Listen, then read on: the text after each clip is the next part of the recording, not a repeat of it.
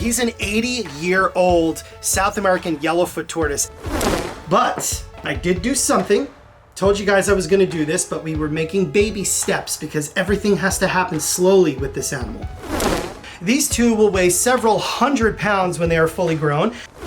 Hi, Magburger. And don't worry, she is not going to be eaten. We just call her Magburger because we have a sense of humor. Good morning, guys.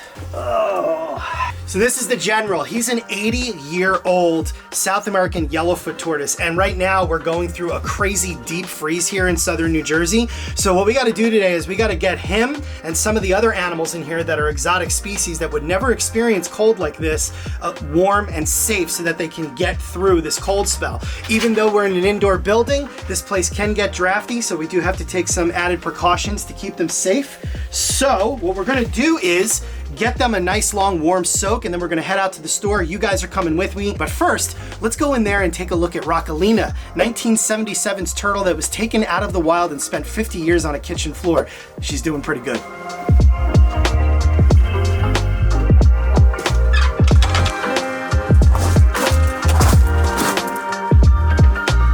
Okay. Here she is, little Rockalina, who is making leaps and bounds each and every day here at Garden State Tortoise, to the point where I don't really know how much assistance, if any, that she's gonna need moving forward walking. She is really lifting her body. She's showing that she's not really suffering from any atrophy, which is a big deal with turtles and tortoises. They need to be able to lift their bodies up. Of course, that back leg is still a concern. I don't know exactly what's gonna go on there, but it is not completely dead or anything. It does not need to come off.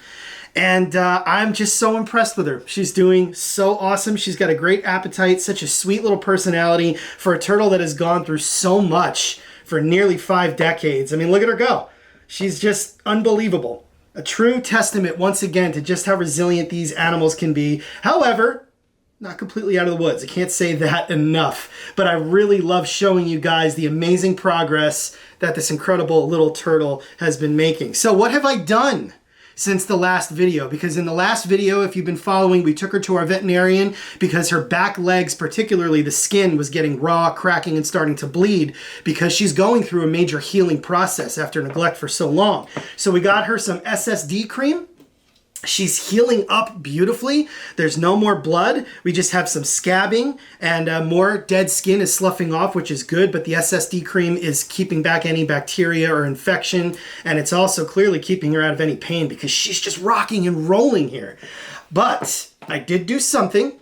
Told you guys I was gonna do this, but we were making baby steps because everything has to happen slowly with this animal. I trimmed a little bit of her beak. I took a nail clipper, chipped away some pieces, and then I wetted down the Dremel so that I could smoothly and efficiently start trimming things back. So right now it kind of looks like she has a goofy but adorable little smile there, and that's because it has to happen very slowly and meticulously because we're trying to reshape the beak. In this case, this is not just a simple trim down a point that's overgrown. She's completely deformed here. So the beak is coming out almost like a duckbill instead of hooking downward like a box turtle's beak should be. So I've started shaping it. She's having no problem eating. And I'm really, really excited about this. I think this is awesome. She looks more adorable than ever. And her transformation overall has just been monumental. For animals that have a story to tell. You know, they can't go out there on their own and tell the world what happened. So that's what we're here for, to tell you guys, to share with you guys her story. So to answer a couple quick questions before we move on here, I'm not gonna be getting Rockalina a skateboard. As cute as that is, those turtles that are on that's just not something for this animal. This animal doesn't wanna be on a skateboard. We don't wanna create muscle atrophy by doing something like that. We want her to work so that she can build that muscle and behave as normally as she possibly can. Because let's face it, as I've said in other videos, she's never gonna be able to live a natural style life like our other box turtles outdoors do. She's looking at a life more comparable to Stevie or Otis that live indoors here in more controlled environments because of their special needs. The other question that I wanted to answer real quick was people kept reaching out saying, wait a minute, isn't that a tortoise? Why do you keep calling it a turtle? She is not a tortoise. She's a box turtle. Just Google box turtle. The genus is Terrapene. She is Terrapene carolina, the eastern box turtle, a species of turtle found in North America that is more associated with pond turtles, believe it or not. And in fact, they are in what's called the Emydid family, meaning they are in the pond turtle family. This is because eastern box turtles, despite having a mostly terrestrial appearance, have slightly webbed feet, which means they can not only swim in water, but they can even submerge for prolonged periods. They're omnivores, meaning they eat both plant and animal matter. And once again, they absolutely are in no way a tortoise. They do not have elephantine feet. So both genetically and morphologically speaking, you are looking at a true turtle, one that is in the pond turtle family. So that's that. Let's give Rockalina a nice bath because she absolutely loves them. And then we'll move on to some other things.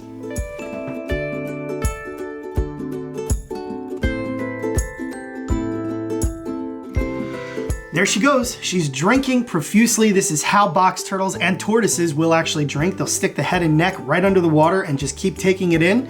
And that's normal. That's what they do, especially in a case like Rockalina, where she has been dehydrated for so long because she lived on a kitchen floor. Her only access to water was the cat water dish. She didn't actually have a pond or a vernal pool, which is what these animals actually require by nature. She is just... what a happy, happy story so far. I know it started off rough, but this is great. So let's let her have her bath, but we have some more baths to give.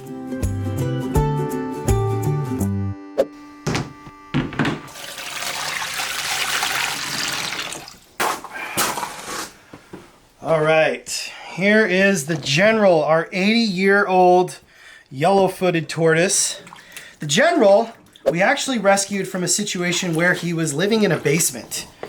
And he's done really well, but he is a very, very old animal. Could go longer though. Tortoises can live to be well over 100 years of age.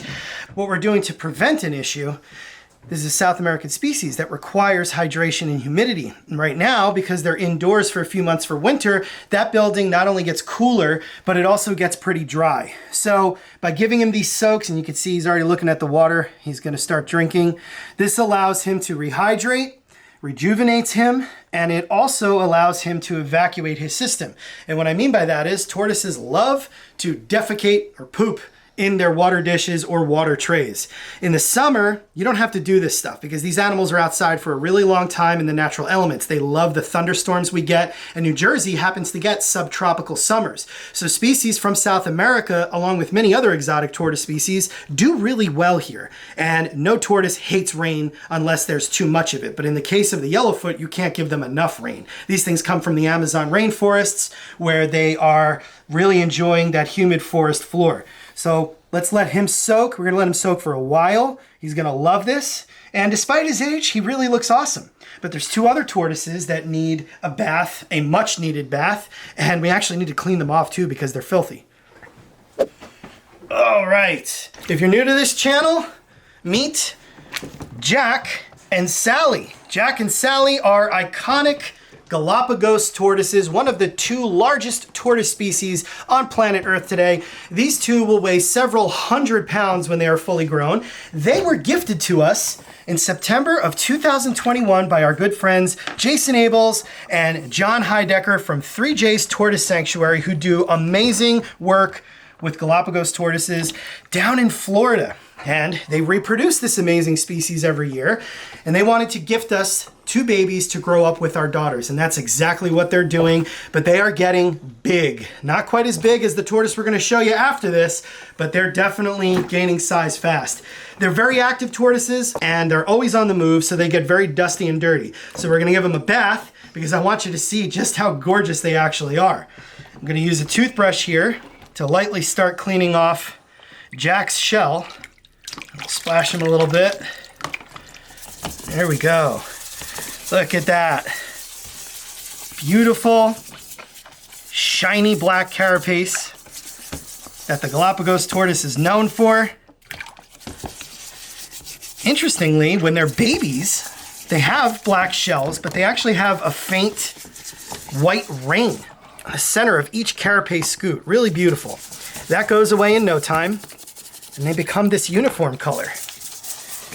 These tortoises live, of course, on the Galapagos Islands, in volcanic areas, and they are dark colored so that they can heat up very quickly. There's a lot of cloud cover on the Galapagos Islands, but that's okay because these animals do not take long to absorb heat and become active.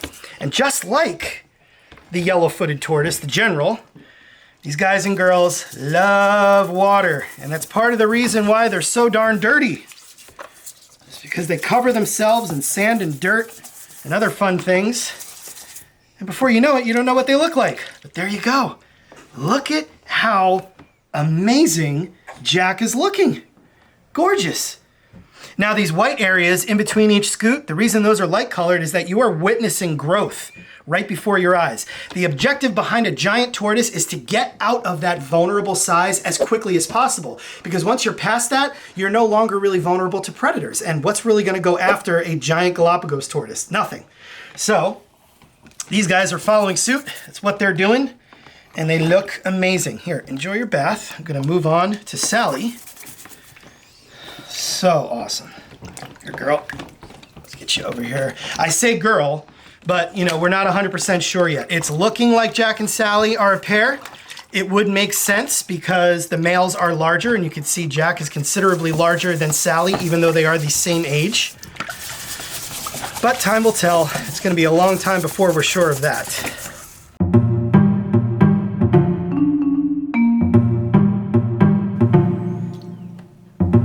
Alrighty, so because these animals are still indoors and we're having such a frigid week, we've got to take some added precaution to keep them warm, which is fine, we're used to it. Hopefully by the end of next month, they will get to go back outside into their big outdoor enclosures as usual, but for now, we got to do this. So we're gonna go to the store, pick up what we need. First, let me put them back.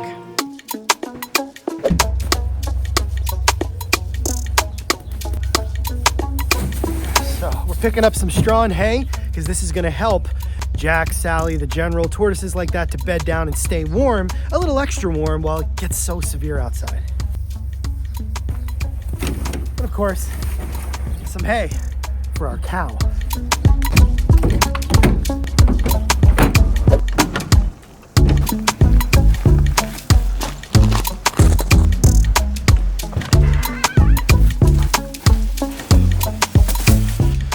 All right, so we got a nice fresh bale of chopped straw here. And this is great to help these animals bed down, and they can also eat it. And that's why you don't really see much else in here, because what they did have in here, well, they ate.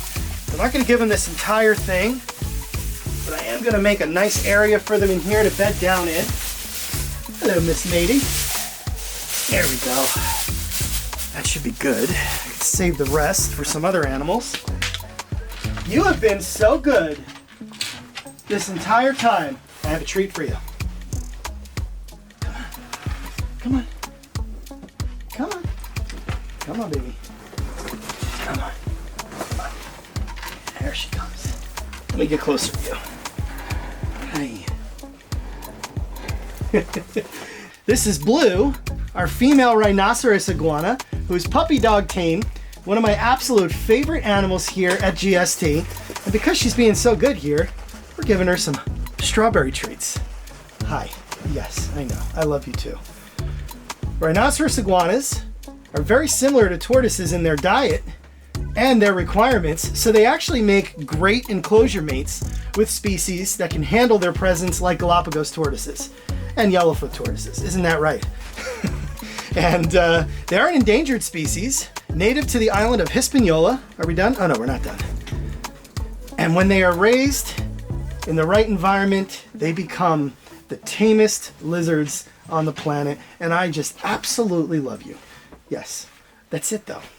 I got nothing else. Oh, I lied. I got one more. There we go. Okay, got a nice full belly.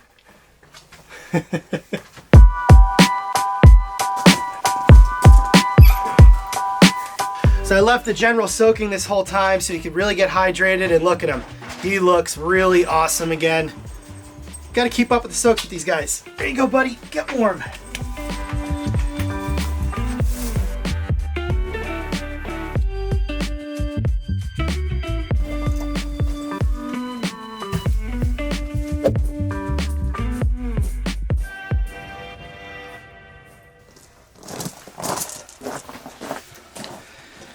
Hey, Mick. All right.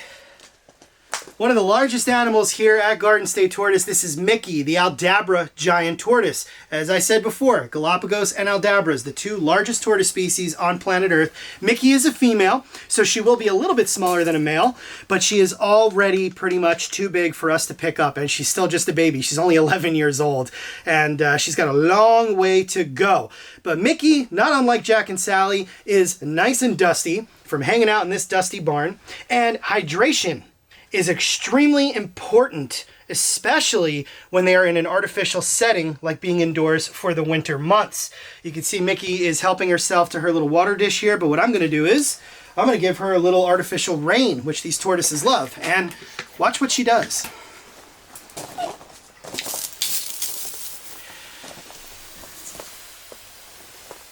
She lifts her body as high as she can off the ground. And this is what she does in the summer when it rains, and what her adult counterparts do in the Aldabra atoll where they naturally occur. There we go. You can also see, as I said, Mickey's just a baby. So like I showed you on the Galapagos tortoises, she's got these white or light colored lines in between each and every carapace scoot. And that is exhibiting the growth that she continues to go through. Because can't say it enough, man. She is gonna be a true giant, as her species suggests. All right, girl. So this is really beneficial for them because it gets the whole body wet. You get the whole body hydrated. The animals can absorb this through their skin. The shell is a living system. Turtles and tortoises are their shells.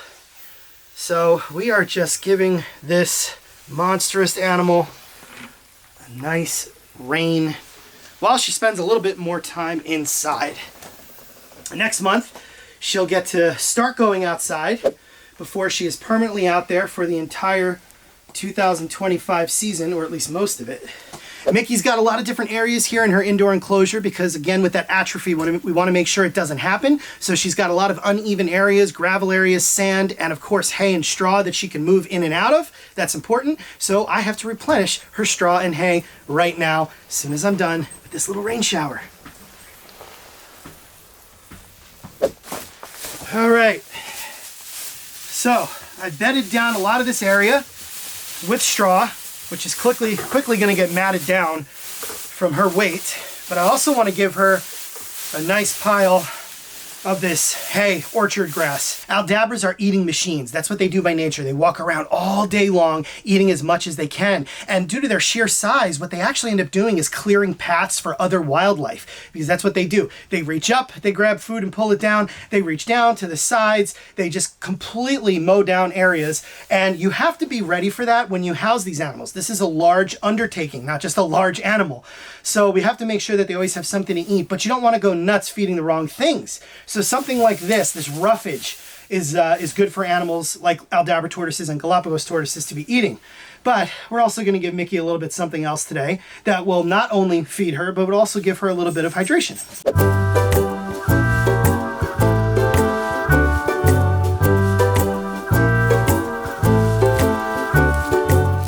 All right, so in addition to the hay, which is high in fiber, Mickey's also getting some curly endive now, and that's not just food, but it also hydrates her.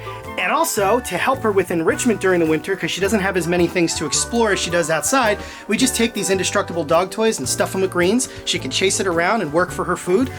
Now, let's go outside into the cold. Whew. So, while some turtles and tortoises spend the winter indoors here, there's plenty of them that do not. Nonetheless, they all do get to go outside, and we're actually standing in the giant tortoise outdoor pen right now. But there are turtles that are sound asleep right here in the water. So this is where a lot of our semi-aquatic turtles hibernate, right underneath the water. And I got the GoPro, and I'm gonna stick it underwater in this frigid temperature so you can see what I'm talking about. All right, whew, dedication, here we go. So, wow, this instantly hurts, yikes. It's amazing that these animals can endure this, but these are all North American species that naturally brumate, which is the reptile version of hibernation, in the water. So right now I'm on an eastern river cooter, and now I'm going to pan back here to a Blandings turtle. And these are all species that naturally do this. Right now in the wild, this is the exact thing that they're doing. They're at the bottom of their watery homes and sleeping the winter away, something I wish I could do. And they most likely do not have some giant who's dumb enough to stick his hand in the water to film them. And I see a bunch more turtles over there, so let's move over. I definitely feel things right now. Okay, bunch of turtles right here.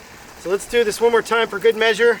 We've got North American wood turtles, more Blandings turtles, Western painted, and even right here under this shelf is a Florida red belly turtle, because these turtles absolutely can take these temperatures. And this is the same thing they do each and every year. And on the warmer days, they'll actually come out and bask a little bit. Ooh, there's a razorback musk turtle right here that I didn't even notice. Blends in so well. And they're just basically suspended in a torpor of sorts. But next month, they will come back to life, and we will see so much more of them as they prepare for the season. And you know, giving them a natural environment like this where they can experience the seasons, that sets them up for the breeding season too. And some of these species are so endangered that it's a must that they be bred. So there's some more wood turtles all the way over there. Actually, look at this. We got a little thin layer of ice on this pond. It is cold, but hopefully that will be over soon. Let's go hang out with somebody who doesn't mind the cold at all.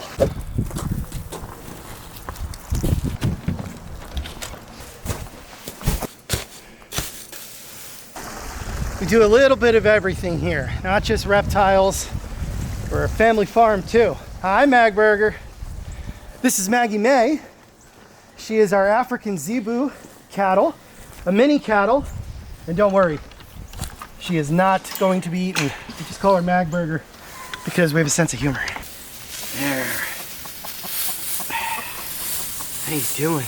Wow, precious girl. What does your lens look like right now?